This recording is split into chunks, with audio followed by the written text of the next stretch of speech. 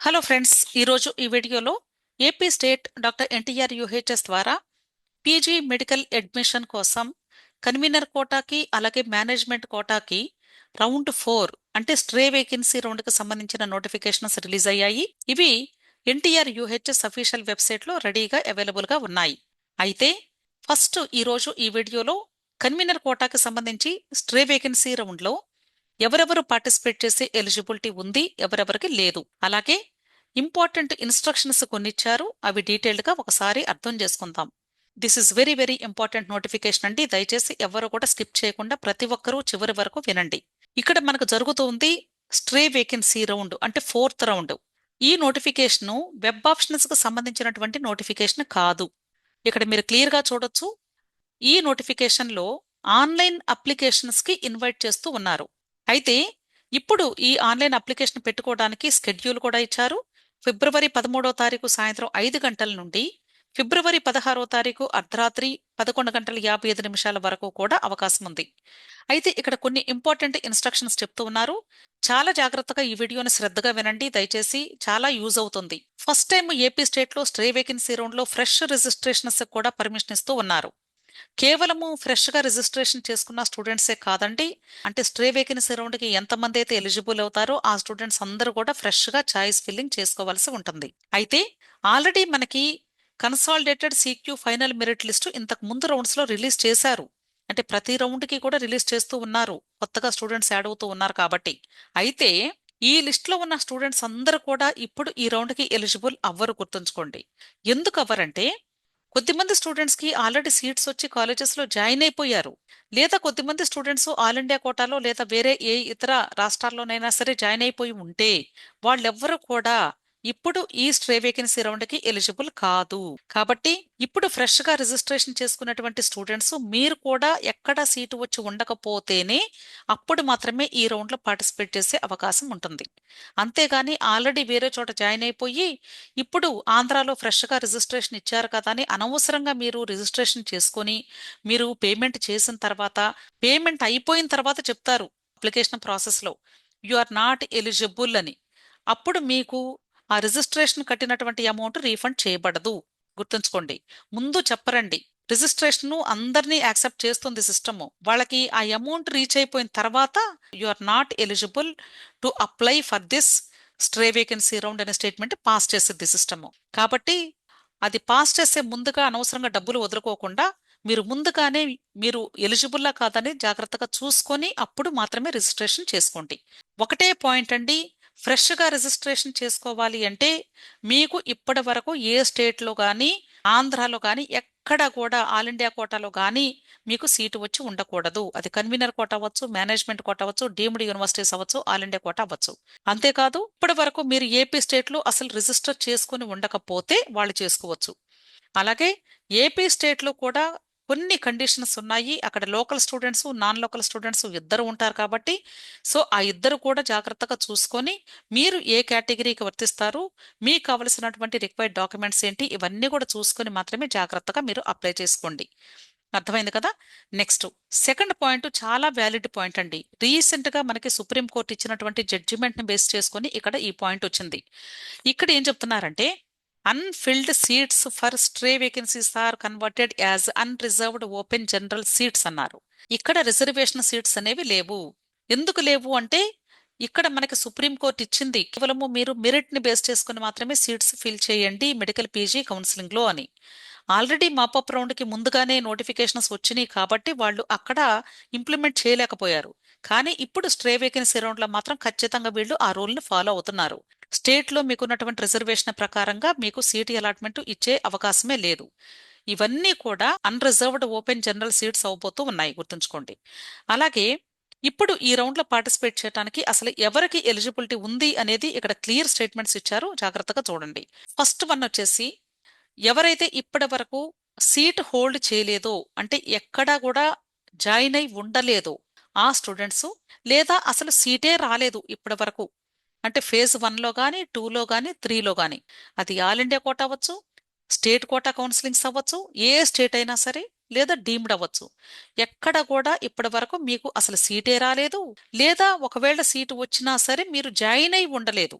వాళ్ళందరూ కూడా ఇప్పుడు ఏపీ స్టేట్ స్ట్రే వేకెన్సీ రౌండ్లో కన్వీనర్ కోటాకి పార్టిసిపేట్ చేసే అవకాశం ఉంది. సెకండ్ కేటగిరీ ఎవరు అంటే, ఒకవేళ మీరు ఏపీ స్టేట్లో కానీ లేదా ఆల్ ఇండియా కోటా కేటగిరీలో కానీ ఫస్ట్ 2 రౌండ్స్లో కేవలము, అంటే థర్డ్ రౌండ్ అని చెప్పడం లేదండి, కేవలము ఫస్ట్ 2 రౌండ్స్లో కానీ మీకు సీట్ అలాట్మెంట్ అయ్యింది కానీ మీరు జాయిన్ అవ్వలేదు, అంటే మీకు ఇంట్రెస్ట్ లేక జాయిన్ అవ్వలేదు అంటే ఇక్కడ మనకి ఫ్రీ ఎగ్జిట్ అనే ఆప్షన్ సెకండ్ రౌండ్ వరకు ఉంటుంది కాబట్టి మీరు జాయిన్ అవ్వకపోయినా కూడా మిమ్మల్ని ఇక్కడ ఎలో చేస్తాము స్ట్రే వేకెన్సీ రౌండ్కి అని చెప్తున్నారు. ఇక్కడ స్టేట్ కోటా అన్నారు కానీ ఏపీనా తెలంగాణ అని కూడా చెప్పలేదు. సో మీరు ఏ స్టేట్ లోనైనా సరే ఎక్కడ జాయిన్ అయి ఉండకపోతే వాళ్ళు ఇప్పుడు ఇక్కడ స్ట్రే వేకెన్సీ రౌండ్ లో పార్టిసిపేట్ చేసే అవకాశం ఉంది. అయితే ఇక్కడ మీకు ఒక డౌట్ వచ్చింది వెంటనే, ఓన్లీ ఫేజ్ 1 ఫేజ్ 2 అని ఇచ్చారు కదా మేడం, ఫేజ్ 3 కూడా ఇవ్వచ్చు కదా అని ముందుగానే చెప్పారు. మీకు ఫేజ్ 3లో కానీ సీట్ అలాట్మెంట్ ఏపీ స్టేట్లో కానీ వస్తే వాళ్ళెవ్వరూ కూడా ఏపీ స్టేట్లో ఫర్దర్ రౌండ్స్లో పార్టిసిపేట్ చేసే అవకాశమే లేదని ముందుగానే చెప్పారు. అలాగే నాట్ ఎలిజిబుల్ క్యాండిడేట్స్ ఎవరు అనేది కూడా ఇక్కడ లిస్ట్ ఇచ్చారు, ఒకసారి చూద్దాము. నాట్ ఎలిజిబుల్ ఎవరు అంటే ఫస్ట్ కేసు వచ్చేసి ఎవరైతే ఇప్పటి వరకు phase 1 phase 2 state quota counselling లో సీట్ వచ్చి కాలేజెస్ లో జాయిన్ అయి ఉన్నారో వాళ్ళు ఇప్పుడు స్ట్రే వేకెన్సీ రౌండ్ లో పార్టిసిపేట్ చేయడానికి అవకాశమే లేదు. అలాగే సెకండ్ కేటగిరీ ఎవరు అంటే ఏపీ స్టేట్ థర్డ్ ఫేజ్ లో ఎవరికైతే సీట్ అలాట్మెంట్ వచ్చిందో, అంటే వాళ్ళు జాయిన్ అవ్వనివ్వండి అవ్వకపోనివ్వండి అది వాళ్ళ ఇంట్రెస్ట్, సీట్ వస్తేనే వాళ్ళకి కూడా ఇప్పుడు ఈ ఫోర్త్ రౌండ్ లో స్ట్రే వేకెన్సీ రౌండ్ లో పార్టిసిపేట్ చేసే అవకాశమే లేదు అని చెప్తున్నారు, గుర్తుంచుకోండి. ఎందుకంటే వాళ్ళకి థర్డ్ రౌండ్ లో సీట్ వచ్చింది, వాళ్ళు వద్దనుకున్నారు ఒకవేళ జాయిన్ అయ్యి ఉండకపోతే. ఒకవేళ జాయిన్ అయ్యారు అనుకోండి ఇంకంతటితో వాళ్ళ కౌన్సిలింగ్ క్లోజ్ అయిపోయినట్లే. జాయిన్ అయినా కాకపోయినా కౌన్సిలింగ్ క్లోజ్ అయిపోయింది ఇంకంతటితో. ఈ స్ట్రే వేకెన్సీ రౌండ్ కి మాత్రం పార్టిసిపేట్ చేసే అవకాశమే లేదు, గుర్తుంచుకోండి. అలాగే నెక్స్ట్ కేసు ఎవరు చెప్తూ ఉన్నారంటే, ఒకవేళ ఎవరికైనా సరే రౌండ్ 1 రౌండ్ 2 రౌండ్ 3 అది ఆల్ ఇండియా కోటా అవ్వచ్చు, డీమ్డ్ యూనివర్సిటీస్ అవ్వచ్చు, ఎక్కడైనా సరే సీట్ అలాట్మెంట్ వచ్చి కాలేజెస్ లో కానీ జాయిన్ అయి ఉంటే వాళ్ళెవరు కూడా ఇప్పుడు పార్టిసిపేట్ చేసే అవకాశం లేదు. ఇది ఆల్రెడీ చెప్పారు, మరలా రిపీట్ చేశారు.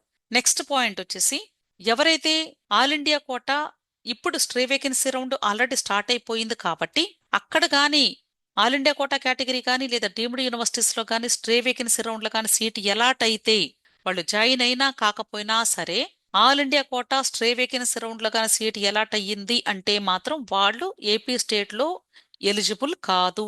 దయచేసి మీరు పార్టిసిపేట్ చేయవద్దు. అంటే ఇంతకు ముందు వీడియోస్ లో అయితే నేను మీకు ఒకవేళ డౌట్ ఉంటే పార్టిసిపేట్ చెయ్యండి, అవసరమైతే సిస్టమే తీసేసిద్ది కదా అని చెప్పేదాన్ని. కానీ ఇది స్ట్రే వేకెన్సీ రౌండ్, దయచేసి అలాంటి మిస్టేక్స్ ఏది కూడా చేయొద్దు. 1-2 సార్లు ఇన్స్ట్రక్షన్స్ చదువుకొని జాగ్రత్తగా అర్థం చేసుకొని ఫాలో అవ్వండి. మీరు all India quota stray vacancy round లో కానీ సీట్ అలాట్మెంట్ పొందితే జాయిన్ అయినా కాకపోయినా ఇప్పుడు AP state stray vacancy round కి మాత్రం ఎలిజిబుల్ కాదు. అర్థమైంది కదా. నెక్స్ట్ పాయింట్, ఒకవేళ మీరు convener quota stray vacancy round AP state లో కానీ సీట్ అలాట్మెంట్ పొందితే మీరు జాయిన్ అయినా కాకపోయినా సరే AP state management quota stray vacancy round కి మాత్రం ఎలిజిబుల్ కాదు అని చెప్తున్నారు. Convener quota stray vacancy round లో సీట్ వచ్చింది మీరు వద్దనుకుంటే ఇంకంతటితో క్లోజ్. దాని కాన్సిక్వెన్సెస్ ఏంటి అనేది నెక్స్ట్ పారాగ్రాఫ్ లో చెప్పారు, అది చూద్దాము. ఇక్కడ ఈ స్ట్రే వేకెన్సీ రౌండ్ లో కానీ అంటే convener quota stray vacancy round లో కానీ సీట్ అలాట్మెంట్ కానీ వస్తే ఖచ్చితంగా మీరు జాయిన్ అయి తీరాల్సిందే. ఎల్లో కలర్ లో పెట్టారు.